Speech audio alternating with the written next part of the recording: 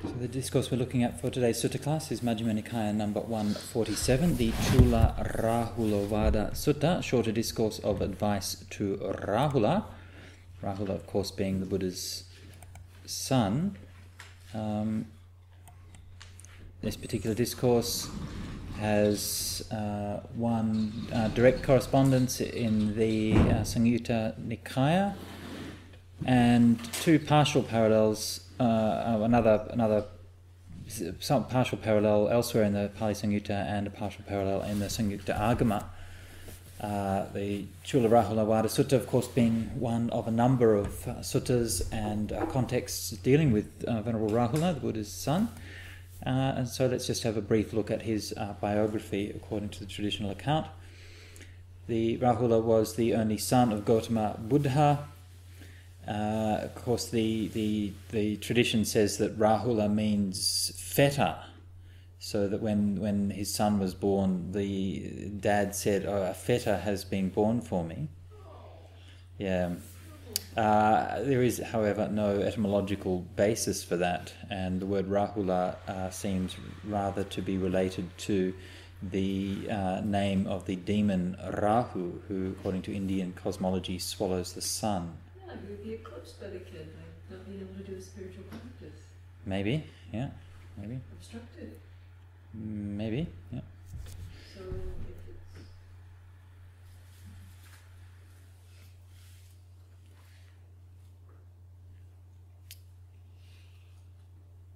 it's... Okay, so the only son of Gautama Buddha, he was born on the day which his father left the household life, according to the Pali tradition.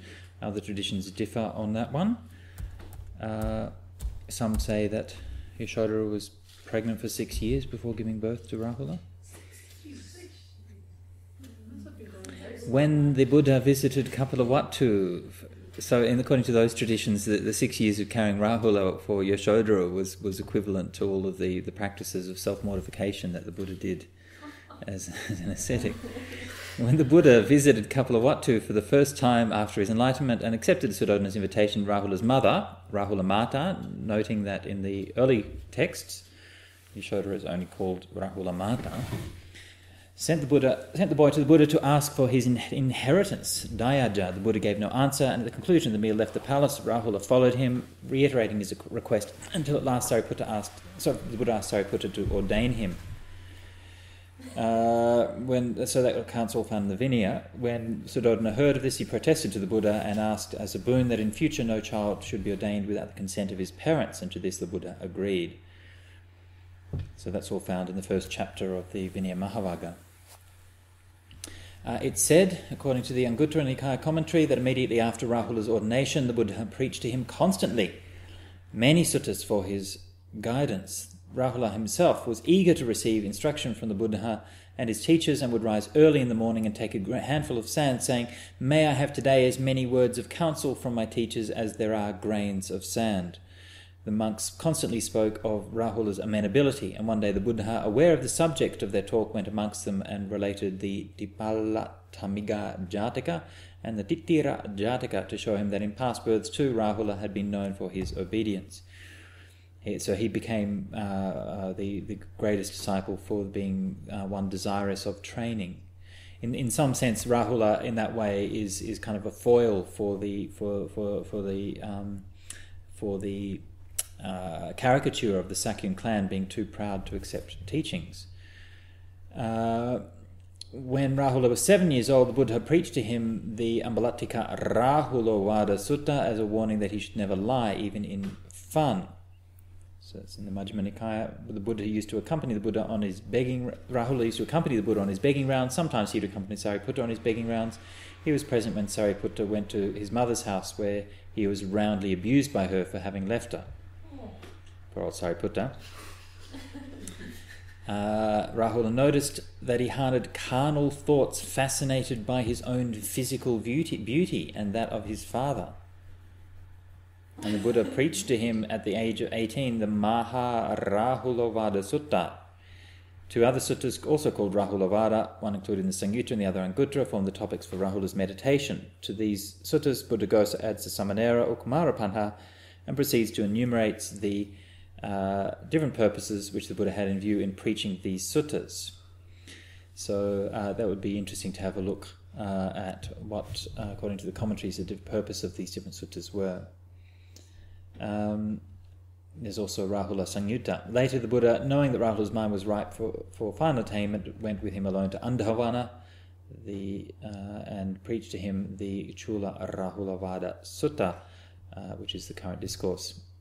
And then he became a arahant together with 100,000 crores of listening devas. A crore being what, 100,000? I think a crore is 100,000.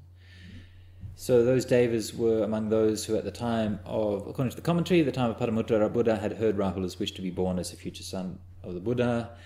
They were born in various deva realms and then came back there. That scene was one of the incidents sculptured in the relic chamber of the Mahatupa, as was the ordination of Rahula. That's in the Mahatupa in Anuradhapura. Afterwards, in the assembly of monks, the Buddha had declared Rahula foremost among those disciples who were anxious for training, Sikkhakarma. The Vinaya gives a story of illustrating Rahula's extreme conscientiousness in the observance of rules. He arrived one evening in Kosambi when the Buddha was staying there in the Badarika Rama. Rahula was told there of a new rule which had been laid down to the effect that no novice could sleep under the same roof as a fully ordained monk. Having unable to find any resting place which did not violate this rule, Rahula spent the night in the Buddha's toilet. Jake's? Buddhist hybrid English, I don't know. Anyway, Jake's, it was Buddha's toilet. When the Buddha discovered him there in the next morning, he modified the rule. This incident and Rahula's keenness in observing rules are described again in greater detail in the Jataka commentary. There the Buddha is said to have found fault with Sariputta for his neglect of Rahula. On another occasion, finding no place to which to sleep because monks who had arrived late had taken a sleeping place, Buddha spent the night in the open in front of the Buddha's cell. Mara, on seeing him there, assumed the form of a huge elephant and trumpeted loudly, hoping to frighten him, but the plot failed.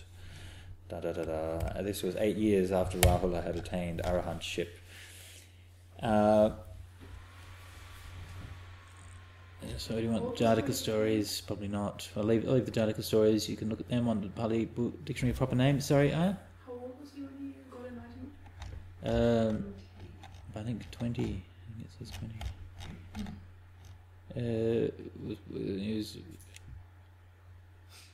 It is said that the news of Rahula's birth was brought to the Bodhisattva when he was enjoying himself in his pleasances on the banks of the royal pond after being decked by Visakhama.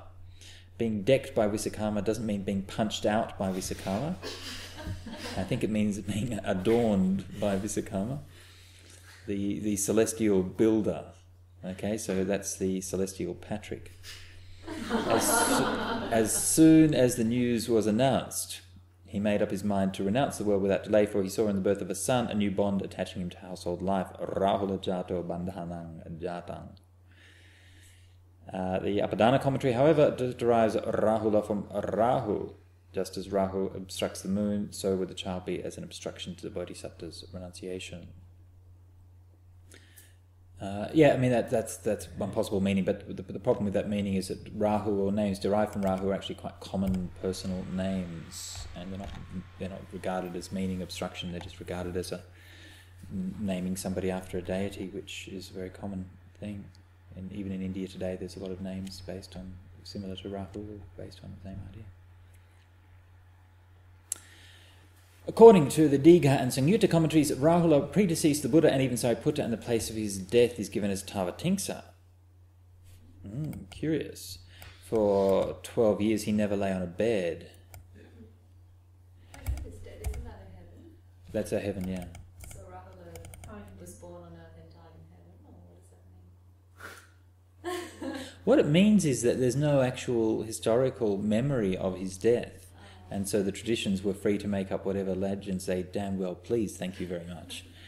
And in some of the northern traditions, Rahula became one of the long-lived arahants who's believed to be still alive today. He's living in the mountains of China. Yeah, so you can still encounter him occasionally. Yeah. He speaks Chinese then. He's still working on it.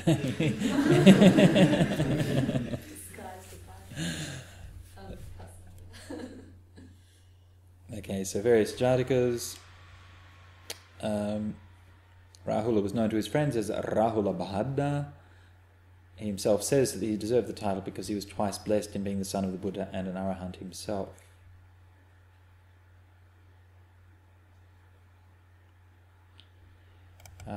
Mention is often made in the book, so it's an interesting statement, that the Buddha, that although Rahula was his own son, the Buddha showed as much love for Devadatta, Angulimala and Dhanapala as he did for Rahula. That's curious, isn't it? I haven't seen that before. That was interesting. Okay, so that's a little bit of background on Rahula. And so this particular discourse is the one where he gets enlightened, fully enlightened. Thus have I heard on one occasion the Blessed One was living at Savatthi in Jeta's Grove in Atapindika's Park. Then while the Blessed One was alone in meditation, a thought arose in his mind thus: the dhammas that ripen in deliverance has ripened in Rahula. Suppose I were to lead him on further to the destruction of the taints. It's a very terrible, I hate that, but anyway, ending of the defilements is what it means. Anyway, it just means that he's ready to get enlightened. So why don't I do it? Then, when it was morning, the Blessed One dressed, taking his bowl and outer robe, he went to Savatthi for alms. He walked for alms in Savatthi, and returned from his arm round. After his meal, he addressed the Venerable Rahula thus: "Take your sitting cloth with you, Rahula. Let us go to the blind man's grove to pass the day." It's the Andekawana. Venerable Sir, Rahula replied, and taking his sitting cloth with him, he followed close behind the Blessed One. Now on that occasion, many thousands of deities followed the Blessed One, thinking today the Blessed One will lead the Venerable Rahula further to the destruction of the taints. Very unusual in the suttas to find this kind of addition. It's very common in the later literature, very unusual in the suttas. The Blessed One went to the blind man's grove, sat down at the root of a certain tree on a seat made ready. The Venerable Rahula paid homage to the Blessed One and sat down at one side. The Blessed One then said to the Venerable Rahula, "Rahula, what do you think? Is the I permanent or impermanent?" "Impermanent, Venerable Sir, is what is impermanent suffering or happiness. Suffering, Venerable Sir, is what is impermanent suffering and subject to change, fit to be regarded thus: this is mine, this I am, this is myself. No, Bhante." So, of course, this being the standard catechism on the khandhas and the six senses. We've already counted this in the previous sutta, in the Chanavada Sutta, if I remember correctly, and many other places. And of course, Rahula has heard these teachings many, many times before. And if you look in the Rahula Samyutta and other places, there's plenty of times where he's been given these specific teachings. The RahulovadaSutta also, and as well as the ones given specifically to him, he obviously would have been aware of the general teachings given to the Sangha as a whole. So, it's interesting that the importance or the place of this repetition and of hearing the same thing that you've heard before, but you're keeping on taking it to deeper and deeper levels and understanding it more subtly and more profoundly. It's very insightful remark made by Alain de Botton in one of his talks, where he said that one of the differences between religion and secular education was that religion was a culture of repetition. So you keep hearing the same things again and again and again. And whereas in secular education, you sort of learn something once, and then for some strange reason, you're expected to remember that for the rest of your life. For no particular, there's no evidential basis for thinking that that's anything to that, but that's basically what it is, isn't it? You go there, you learn stuff at school, and then people assume you're going to know that. Whereas in religion, you keep on hearing the same things again and again and again until finally it sinks in. Rahula, what do you think? Forms, eye consciousness, eye contact, feeling, perception, formations, consciousness that arise with eye contact as condition, are these permanent or impermanent? Impermanent, Bhante, is what is impermanent suffering or happiness. Suffering, Bhante, is what is impermanent suffering and subject to change, fit to be regarded thus: this is mine, this I am, this is myself. No, Bhante. Rahula, what do you think? Is the ear permanent or impermanent? The nose permanent or impermanent? The tongue, body, mind objects, feeling. So going from the external senses to the internal senses. Impermanent, what is impermanent? Suffering and happiness. Suffering, Bhante, what is impermanent? Suffering and subject to change, fit to be regarded thus: this is mine, this I am, this is myself. No, Bhante. Seeing thus, Rahula, a well-taught noble disciple becomes disenchanted. So this is the word nibbida, which we were discussing the other day. And there was some discussion in this when this came in between Bhikkhu Bodhi and Ajahn Brahm. And this was the former translation of it was disenchanted. And Ajahn Brahm wrote to Bhikkhu Bodhi and pointed out that the simile for this was the simile of a young and attractive young man or woman who's got dressed up and has their makeup on and is doing their hair in front of the mirror and looking at how beautiful they are, and then you come and put a rotting corpse of a person or a dog or a snake around them. Would they feel disenchanted with that rotting corpse which has been hung around their neck? Well, perhaps disenchanted isn't the word that you'd use in that context. So something a little bit stronger than disenchantment seems to be called for. I mean, disenchanted is a lovely word, actually. But so I think he uses revulsion or repulsion in later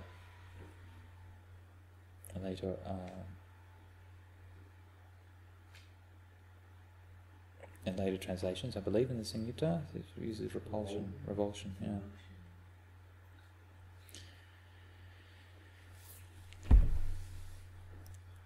So he becomes disenchanted with the eye, with forms, eye consciousness, eye contact, any feeling, perception, formations and consciousness that arise with eye contact as condition.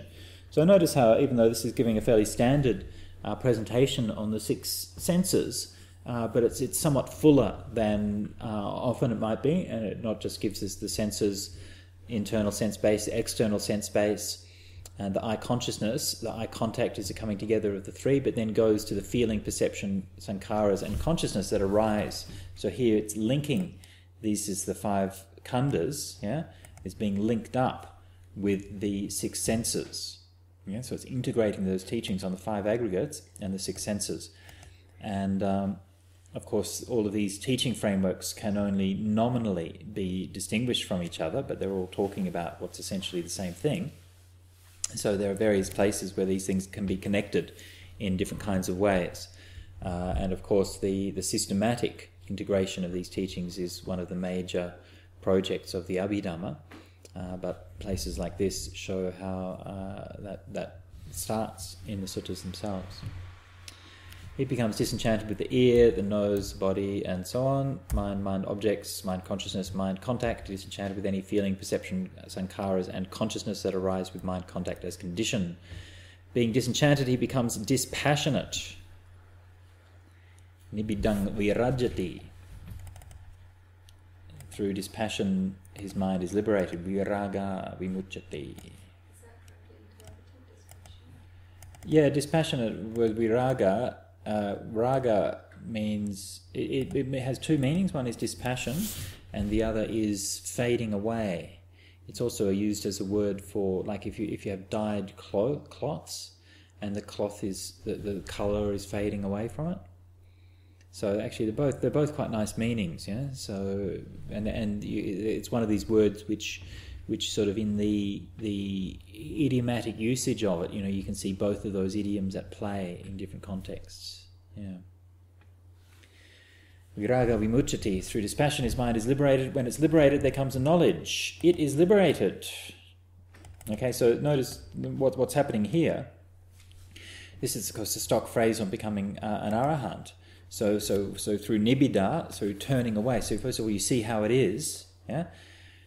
See as it is. So there's yatha bhuta jnanadasana. Then you have the nibbida. Your mind turns away from it.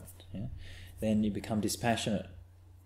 There's no attachment. So you see the turning away is something that happens even when there's still attachment to it, and so that happens first. First, there's like a feeling of repulsion, like you still want it, but you don't want it at the same time, right? That's what the nibbida is. So there's still that attachment is there. So there has to be a force that pushes you away, yeah.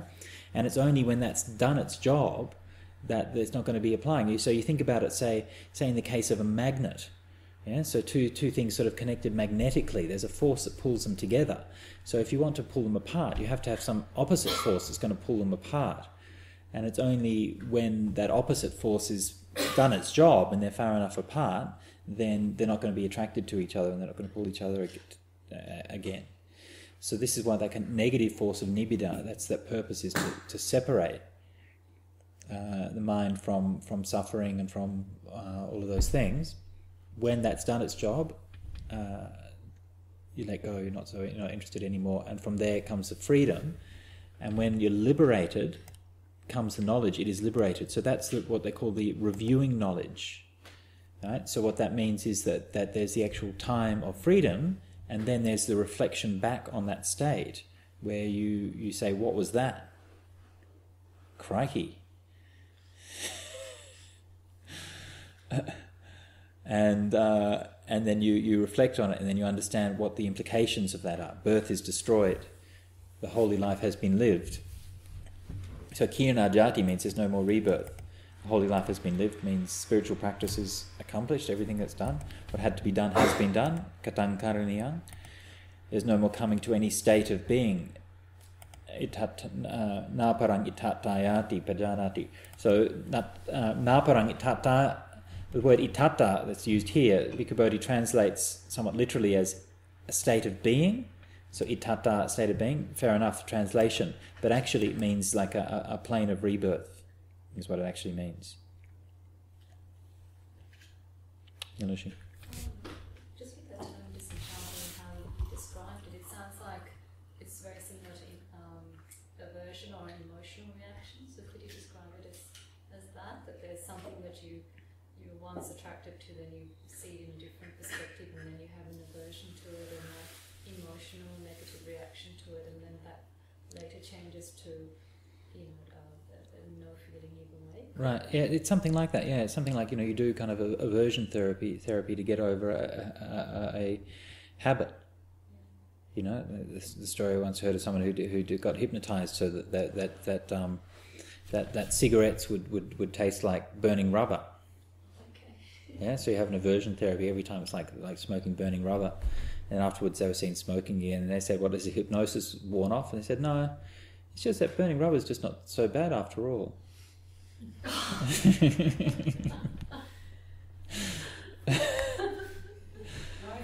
you say nibbida? Why did you say nibbida is actually you still want it? Yeah. Why? Well, it's like that aversion therapy, yeah? So you actually still want it. So there has to be a force that's pushing you away from it. But what is your evidence for that definition? I thought nibbida is already up to the stage that you kind of that's something I don't want.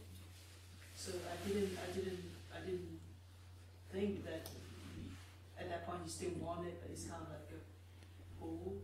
But there is, because it's only after nibbida that you have the viraga and nirodha and then the parinissagga and the letting go. So nibbida is what leads to those things. It's not what results from them. So nibbida, you still have some kind of passion.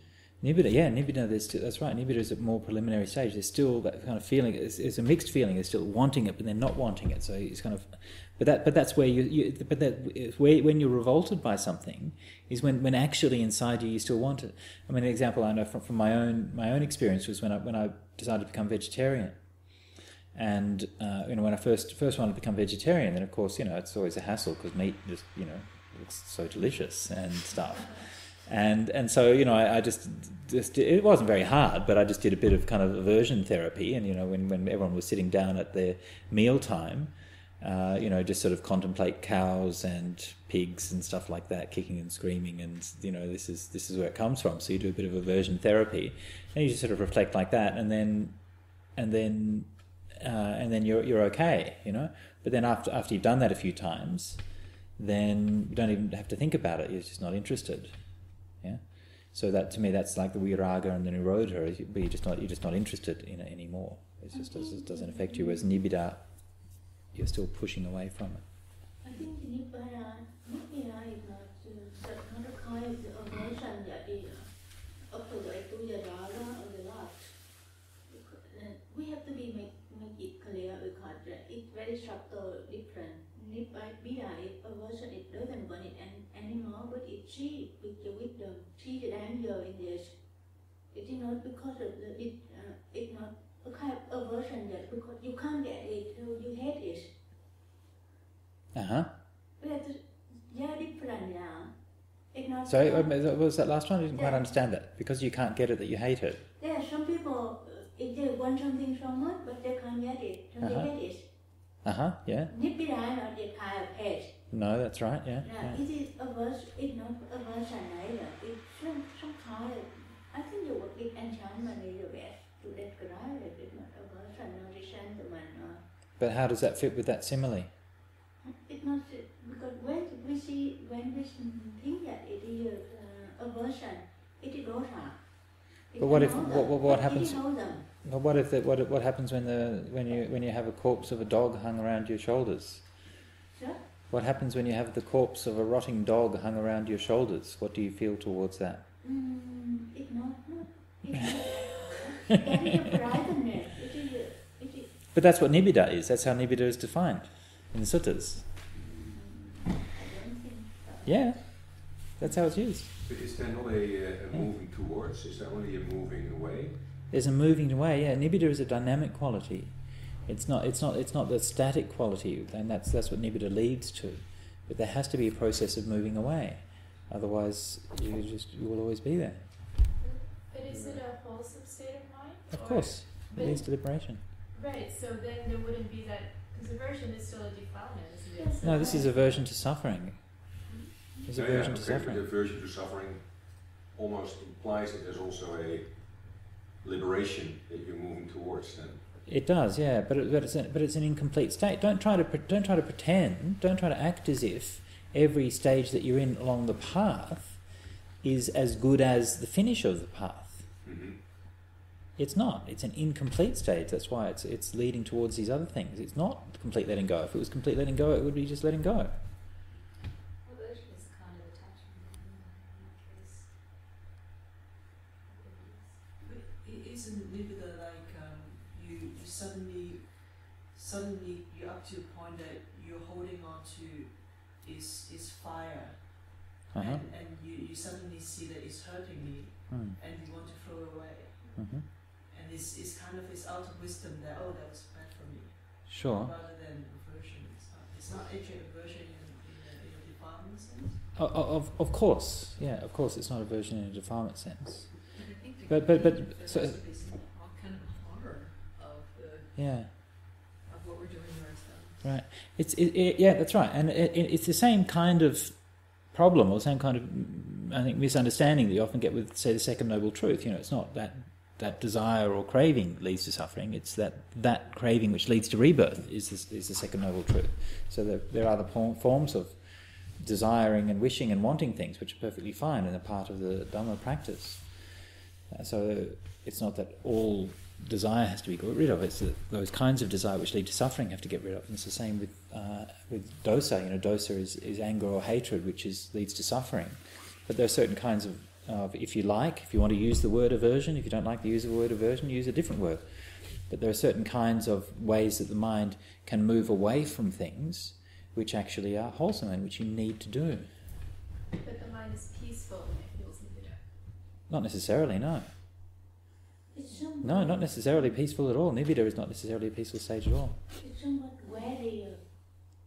It's wary of it. Like now you don't want to be an airport anymore, so you feel wary of it. Kind of Weary. Yeah. Oh, weary or wary. Both of them could work, yeah. Yeah, weary. So you're saying Vasanti's like a corpse, a dog carcass? That was exactly what I was saying, yeah. But originally when you said half an hour ago was nibbida is when you still want that thing. Yeah. But later on I was saying that it's actually you realize this is something that hurts me, and I don't want that thing. So it's two different. Yeah, but it's a dynamic state. You're still holding on to it, and then you're realizing that it's burning, and in that moment, yeah, it's something that you're both holding on to and is burning you. So you both want to get rid of it, but somehow you haven't digested the fact yet that this is actually something that I don't really want. And that's like the viraga and the nirodha and the letting go is where you realize actually you become completely disconnected from it. But in that moment, when you realize that this thing is burning, and you hold it, Yeah, itself. there's a mixture in it, you know, and that's not resolved. This is the point I'm making. Nibbida is not a resolved state. Nibbida is a state of tension which moves towards resolution. Yeah, and so for that reason, I mean, nibbida can be, you know, forget the word nibbida. When we're doing spiritual practice, you go through periods in that spiritual practice which are deeply troubling and deeply traumatic. And that's a reality. So if you want to say nibbida can't mean anything nasty because Buddha only talked about nicey-wicey things, you can say that, that's fine. But what that means is that it doesn't actually address the actual reality, which is a lot of people, a lot of the time, go through a lot of very, very dark things in their spiritual practice. That's the reality. So I think that that's what nibbida is talking about. It's talking about that stage where you're, in a sense, there's like a tearing apart. You know, your reality that you have lived in your whole life and that whole round of samsara is that you are living this life which is attached to these things.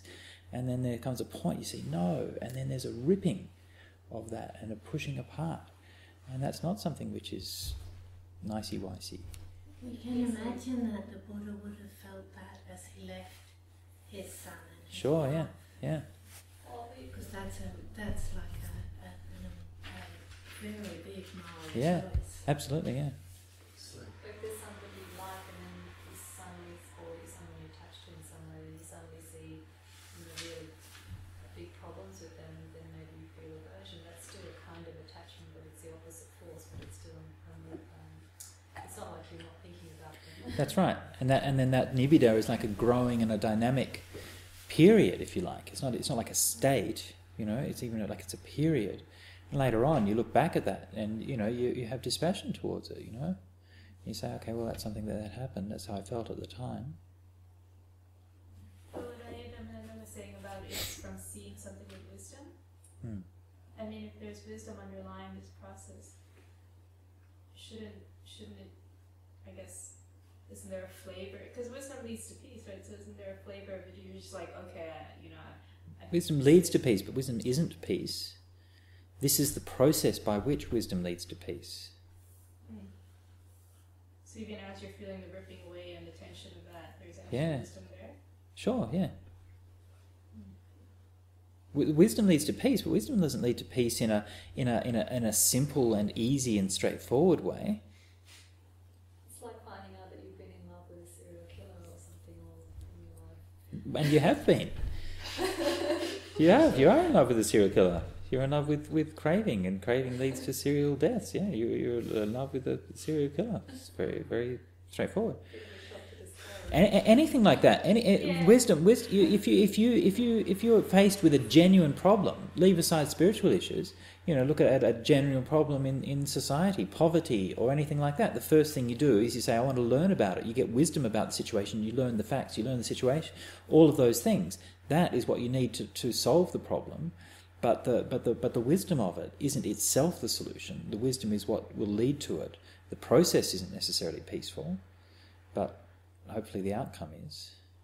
So is there any credence to that? This is not the end of the process. Nibbida is not the end. I guess why the whole sort of backstory of this question is the Abhidhamma idea of how like every mind moment, you know, like the mind moment has wisdom, cannot have like bad things like aversion or anything. Yeah. So. Yeah, well, that's Abhidhamma. That's it. Okay, so there's no idea like that in the suttas at all. You mean it's painful, the spiritual part? It is painful and difficult, and we shouldn't try to pretend otherwise. It'll break your heart. And if it hasn't broken your heart, then you haven't started practicing.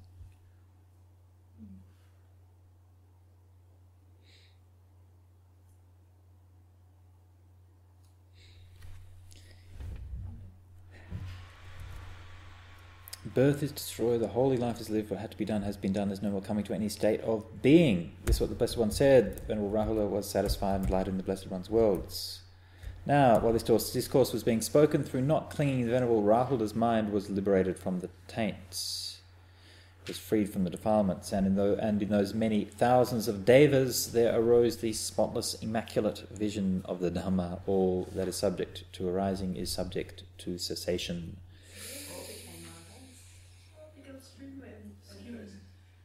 They all became stream entrants, yeah. Can you get enlightened if they are wrong?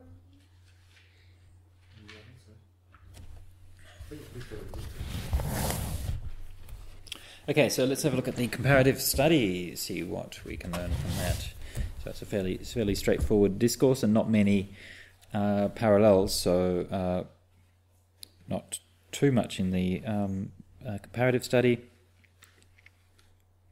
Unlike the Pali versions, the Samyutta Agama version also describes what led to the mental readiness of Rahula. According to that version, the Rahula had approached the Buddha and requested to be given a teaching so that he could retreat into seclusion and practice intensively in order to reach awakening. This, of course, being the standard trope that we find in many places, as indeed in some recent suttas that we looked at. I can't remember exactly which ones.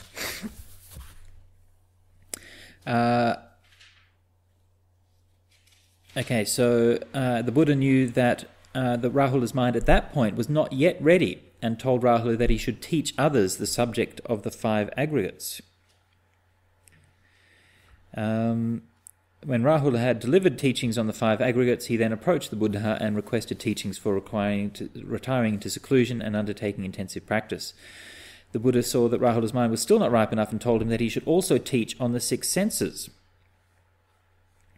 The same happened again for the 3rd time. Then Rahula indicated that the Buddha indicated Rahula should give teachings on conditionality. Oh, this is interesting. I haven't read of this kind of thing before, where the Buddha's saying that in order to make his mind ready, that he needs to do teaching on those topics. That's very interesting and quite insightful. I think that when you're teaching things, you have to understand them very well and try it out and see. My recommendation. It's one thing to think that you understand something, but when you have to try to articulate it and convey that understanding to others, especially when people ask lots of questions. Yeah, exactly. Who are you talking about?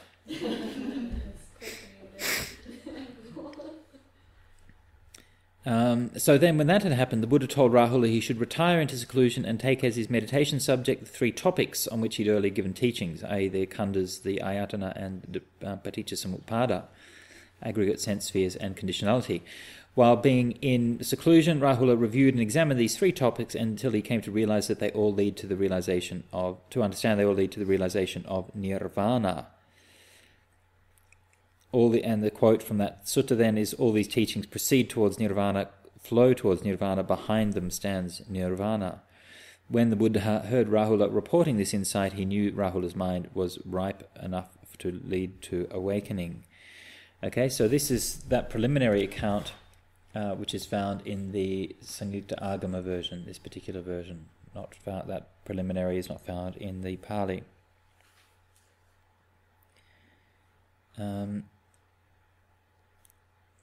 So Analayo has a detailed footnote on that, which I won't go through, but basically he's making the point that even though in the Pali tradition it doesn't give that same sort of detailed background story, but still it's the case that there are many suttas in the Pali where Rahula is given these kinds of teachings. And obviously there's a long period of preparation, learning, study, practice and meditation and so on that leads up to the attainment, so that the effect of the 2 traditions is not very dissimilar, even though the details of that particular account are not found in Pali. The actual instructions, going on with Analayo's comparative study, the actual instructions given to Rahula in the RahulovadaSutta and its parallels are to contemplate the 6 senses together with their respective objects, types of consciousness and contact as impermanent, unsatisfactory and not self. The Pali versions of the RahulovadaSutta combine these instructions with the aggregates and with the conditions of conditionality and with the principle of conditionality as they proceed from contact to the 4 mental aggregates that arise in dependence on contact. That was just the Pali. That's just the Pali, yeah. So notice how I remarked earlier that tendency is somewhat unusual, not that unusual, but somewhat unusual in the Pali and more characteristic of the Abhidhamma So that might indicate that aspect of the sutta is a later development. Nevertheless, and Analia goes on, this part of the Pali versions thus takes up the topics mentioned in the Samyukta Agama version's introductory account of Rahula's development, namely the 6 sense spheres, the 5 aggregates, and conditionality. Hence, in spite of substantially different modes of presentation, the Pali and Chinese versions agree that Rahula's development of insight revolved around these 3 topics. And these 3 topics, of course, being the 3 main topics for the development of wisdom, especially in meditation in Buddhism, the khandhas, the ayatana and paticcasamuppada, the main frameworks used for vipassana meditation. The Chula RahulovadaSutta and its parallels report that Rahula reached full awakening, whereas according to the Pali versions this took place while the Buddha was delivering the discourse. According to the Samyukta Agama discourse, the same happened after Rahula had retired into seclusion and undertaken further practice. And of course, as we've noted on almost every sutta where that reports on the result of the sutta, who attains what and who becomes converted to what and so on and so forth, almost every time these differ in the different versions, even though the teachings themselves are substantially the same. The Pali versions also report that a congregation of devas, which had been following the Buddha in order to witness the instruction to Rahula, reached stream entry through this discourse. The Samyukta Agama version does not mention the presence of devas at all. And one hardly needs to comment on the likely historical situation there. Okay, that's the Chula RahulovadaSutta. Any more questions? Yeah, go on. Yeah. Just with regard to these reflections, do you recommend that people don't even really attempt it in much of in a significant way until you have practiced meditation, samadhi, and possibly up to jhana, before you actually do this sort of reflection on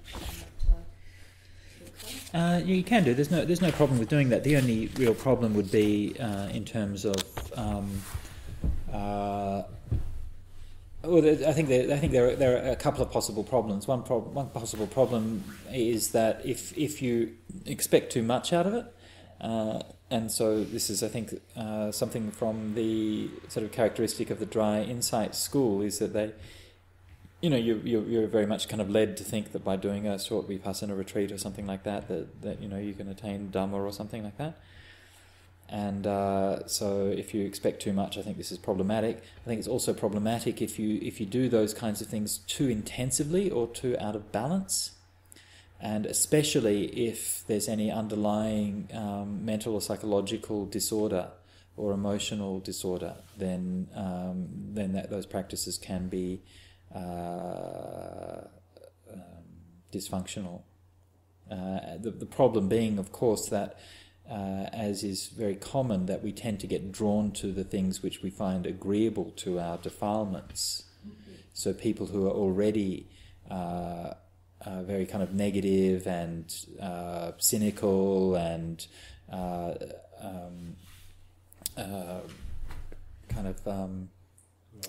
sorry? Nihilistic, exactly, yeah, will tend to be drawn to practices that talk about how everything's dukkha and so on and so forth. And people who have very little integration of their personality and their self and so on will tend to be drawn to teachings like anatta and so on, because that will kind of to a deluded mind, then that can affirm their own state of being, right? So these are practical problems, which is of course why the teachings always need to be applied sensitively. But generally speaking, these are ordinary reflections which should be part of everyone's practice. Recommend those reflections should happen, like is it when you're doing the dishes, you sort of look at wrinkles in your hand and think Sure. that sort of thing, or is there any specific practice that's recommended in the suttas as to how you do it? There's many different kinds, yeah. Okay. Many different. Do you see any contradiction about the set of description of the mind, the nibbida, vidana, nirodha, and another set in the seven chapters, enlightenment is it's very positive. It's like piti, sukha, and attractive Uh-huh. and upekha. So that's very positive, yeah. Enlightenment, your description of the Dhamma, like very positive. That's right, yeah. But this set of description is very negative state of mind. But even in those, the enlightenment factors, it then talks about, viraga nisitang, nirodha nisitang, viveka nisitang, viraga nisitang, nirodha nisitang, vosagga parinami. No, not as the actual factors themselves, but when the enlightenment factors are presented, the development, it always says one develops the satisambodhang bhaveti, viveka nisitang, viraga nisitang, nirodha nisitang, vosagga parinami. It's just the standard passage there. No, it's not preceding the seven factors of enlightenment. Not preceding, but part of the description of the development of the seven factors of enlightenment, the standard passage. It's all through the Bojjhanga Samyutta.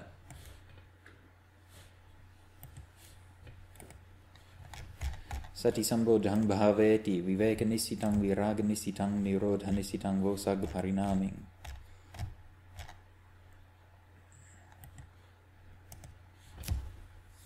That's the standard passage. I have to look through a few to see where it comes up. Yeah, this is the first sutta. Ida bhikkhave bhikkhu.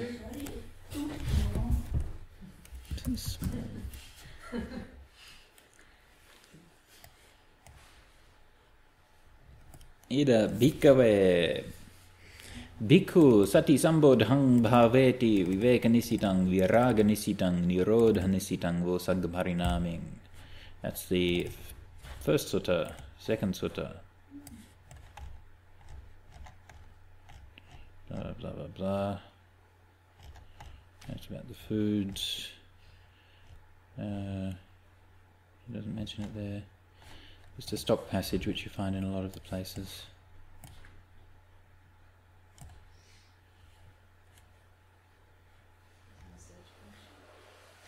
Yeah. Anyway, so it's found in a lot of the places. And meaning exactly again? Dependent on seclusion, dependent on dispassion, dependent on cessation, ripening and relinquishment.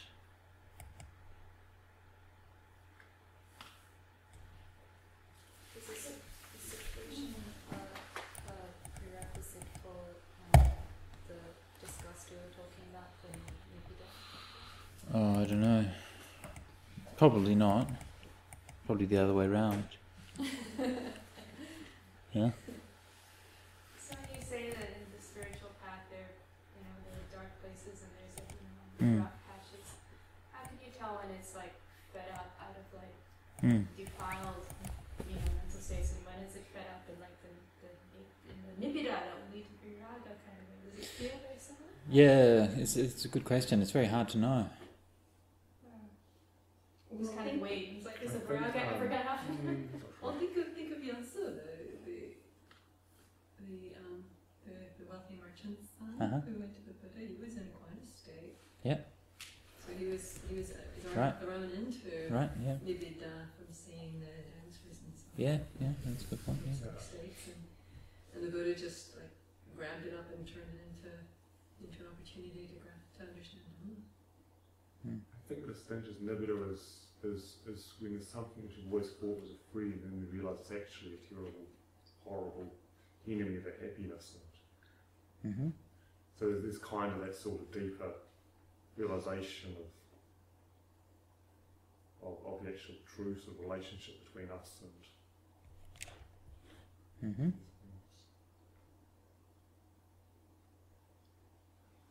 Yeah. aversion is we just don't like something, and it's not really a Yeah, I mean, fair enough. The distinction is that the nibbida comes from knowing and seeing things as they really are, but that very often comes with states of aversion as well. I mean, at least you think that you think that you know and see how things really are at that time. Like if you could be either really on the wrong track or really on the right track. Yeah. There's no way to know.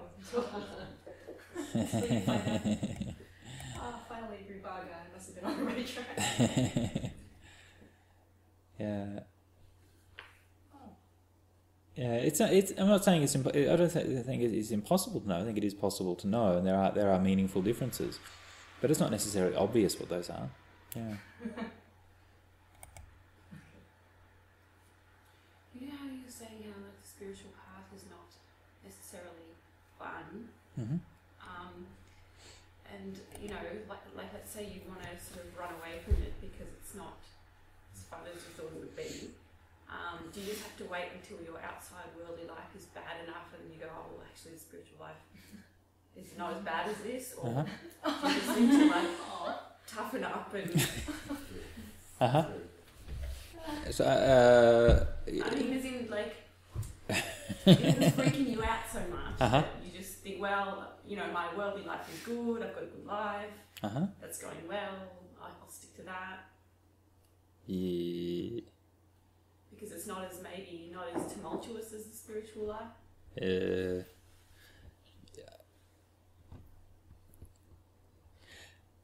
Well,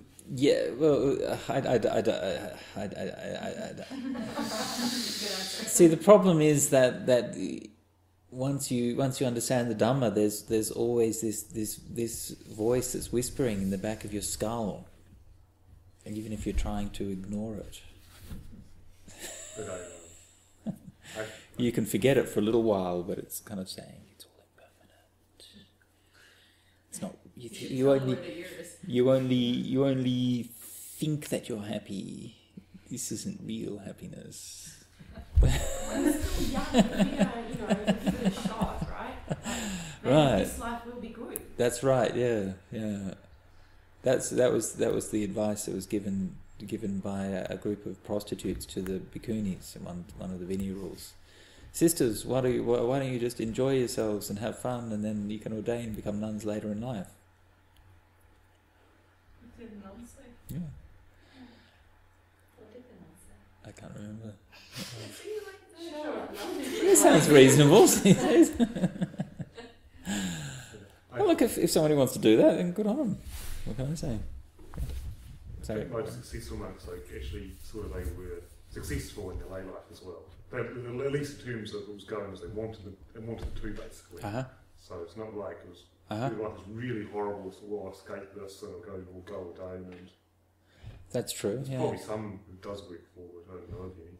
No, that's true. I noticed that too. I was sitting here trying to decide whether to say that, you know, the people who go into the holy life in a flurry of angst because they just can't deal with lay life. They get in the holy life, they can't deal with it either. Yep. Yeah. Definitely. Yeah. I'm just going to ask a question on the comment you said earlier in response to my other question about there are lots of different methods that are discussed with actually doing this. What are some of the ones that you might recommend considering, either after you've done a lot of samadhi or before? Well, just reflecting on it, thinking about it, learning suttas, reading suttas, studying them, meditating on them, taking it up as a theme in meditation, taking the 5 aggregates as a theme in your meditation, taking the 6 senses as a theme in your meditation, looking at the impermanence of them, and so on and so forth.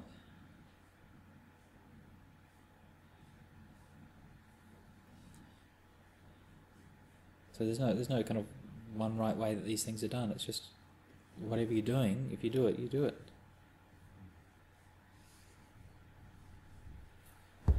Marion, do you have a question? Oh yes, I was thinking about the Buddha leaving his son and his wife like that, and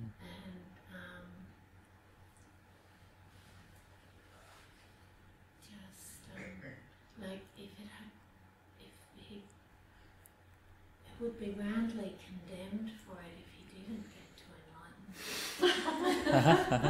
When he did it today, he'd still have to pay child support. If he abandoned his family. Yeah. So, I don't know if you have any thoughts about that. And I was thinking, Rahula. Well, maybe that's a good point. Is could you? Because he's got this, he's so anxious to please Daddy because he had no dad when he was growing up. In the He's ancient really Indian, eager to please. in the ancient Indian time, if the husband leaves the house, there are other people to take care of the wife and the son. Especially if you're royalty, I suppose. Yeah. They're not exactly dying and totally dependent on them, I guess.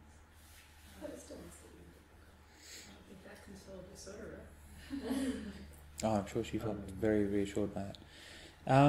Well, no, it's a good point. Sorry, about the child support thing. That's an interesting point. I hadn't considered that, but I wonder whether it would actually be, whether maybe you couldn't have a Buddha today because they'd have to be paying child support. I think you Sorry, go on. I think you can sort of pay it in advance if you're wealthy. Oh, okay, you can pay in advance. Yeah, they'd have like prenups or something. Or just don't have kids. Oh, well, I suppose if you had like all these different mansions, you could sell them, so this covers child support. So Yeah, it would be a less dramatic exit.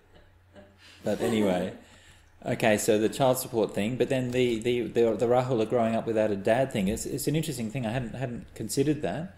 Of course, you have the Buddha in the opposite situation. He grew up without a mum. Yeah. Of course, he had a stepmother who obviously fulfilled that role, and one presumes that Rahula would have had uncles who would have fulfilled that role, but we're not really told about them. I mean, fair enough, yes, it's an extended family and those kinds of things, so it's not as dramatic as it is with a nuclear family, right? So extended family, it's a bit more flexible, but it's interesting because the family, I'll come in a minute, but the family relationships in the time of the Buddha, with a few exceptions, the Buddha's family is only very vaguely known. Okay, so a few things, like we know Rahula is his son and Suddhodana is his dad and so on, but most of the other family members, we know quite a few of the extended family, but we don't know exactly who was what and who lived in what relationship to others. So there's probably quite a few possibilities for those who would be more like the surrogate father figure for Rahula, but we're not really told about who that was, as far as I know. Actually, we have a very strong clue in King Suddhodana's protest of Rahula going forward about it cutting, through the skin, to the flesh, and, all the way to the bone marrow. Clearly, he had a very close association with the boy and was apparently wanting to raise him as the crown prince. And the Buddha dashed his dreams by taking him to. Okay, so that's good. So obviously he had a close connection with his grandfather. Yeah. His grandfather certainly had a very close feeling towards him. I would assume it was expressed in action and training and so forth. Yeah. Yeah, and so maybe that was it. Maybe he was raised by his grandfather. They were quite. I mean, there was obviously quite a lot of uncles around. So he might or might not have been heavily involved in his early childhood. It might have been more dreams for his future, but still, he would have been there. Still, sure. Interesting thing with Sri Lankan culture is that you often call like an older person big brother or big sister. If they're older at a certain age, they become uncle or auntie. If they're even older, they become your grandparents, even if you don't know them. And often there's people who pay the surrogate roles. I've lots of seers, which mean grandfather, even though my grandfathers have died. So can be quite elusive. Sure, so maybe it was something like that. Yeah. But that psychological point still remains the same. It seems that Rahula was, very, very eager to please his dad. So. And the monks too. I love this. I don't know if it's commentarial, but I love this story where the monks would see him coming and they would scatter litter around and say, "Who did this? Rahula did it." Just to test that obedience, and he was just so good. He would take the rebuke and apologize and. That's not obedience.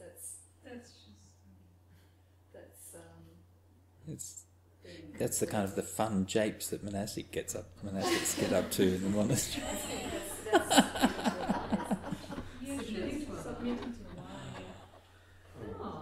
It's quite possibly bad karma that makes doing it, not like Yeah. The other day somebody rebuked me for something, and I'm just like, oh, okay, I see the point. I hadn't done it. I just didn't want to give them a quarrel. I just wanted to be agreeable. I'm like, oh, okay, I see the point.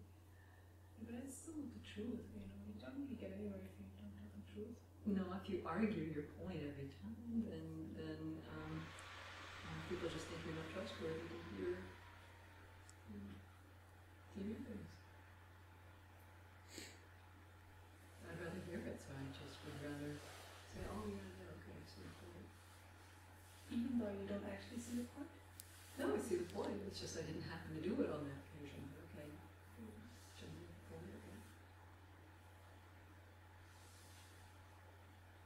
So in your experience in Thailand, like when men who had families wanted to ordain, what was sort of like the standard answer to them? Was it oh no, you should really stay until your kids are grown up? Or were they generally encouraged to like, great, go forth, that's the best thing you can do with life? And, No, generally speaking, people are advised to make sure that their families and so on are looked after. Yeah. So how come? So they don't necessarily literally apply the Buddha's like cases, or like, well, he was bodhisattva, but you're just you should just take care of your family. Must be harder for women. Like, what's the case for women? I talked about this with the Sri Lankan group the other day, and I was saying that that the Sri Lankan families, they sort of come to the temple and they bring all the kids to the youth group because they think that their kids will learn about obedience and filial piety and all of these kinds of things. And what they actually hear is a story about somebody who was oppressed by his parents and so restricted by his father that he only actually found his own path until he left home, abandoned his family, and went off and found his own thing with completely no regard for what his parents told him what to do.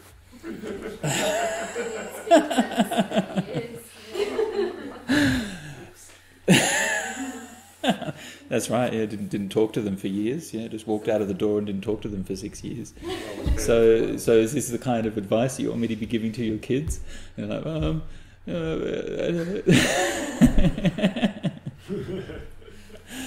But that's the great thing about it, and that's why, again, going to come back to this point, it's like this thing about nibbida. It's not just nicey-wicey. It's not just easy. Buddhism's not just about being nice and filial piety and kind and all those things. There's a radical tear in the heart of things. That's what dukkha is. Is that there's this hole that's in the world. It's just like this.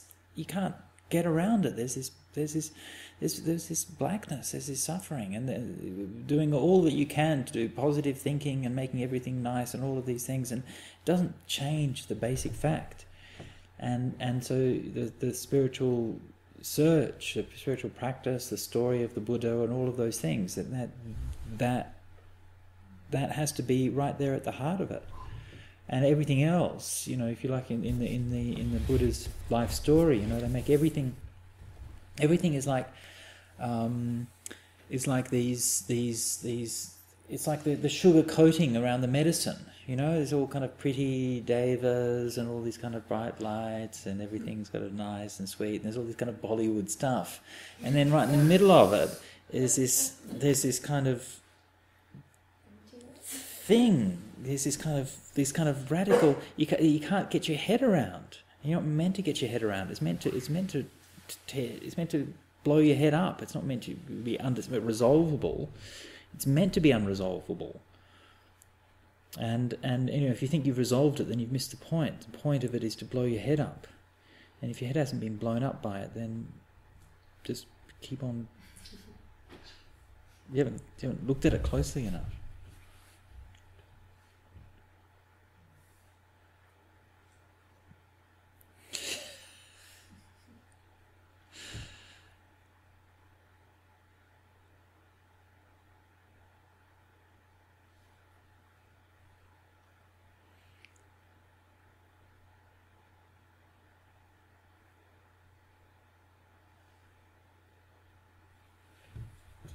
Okay, so that's probably enough for the Rahula-vada-Sutta, and it's getting a little bit late this evening, so we might just leave it there. We have 5 more suttas left in the Majjhima Nikaya. so hopefully we should be able to get those finished. We'll see, maybe we can do one more sutta tomorrow afternoon. We'll see what happens tomorrow, but maybe we can do another one tomorrow afternoon. Sadhu, sadhu, sadhu.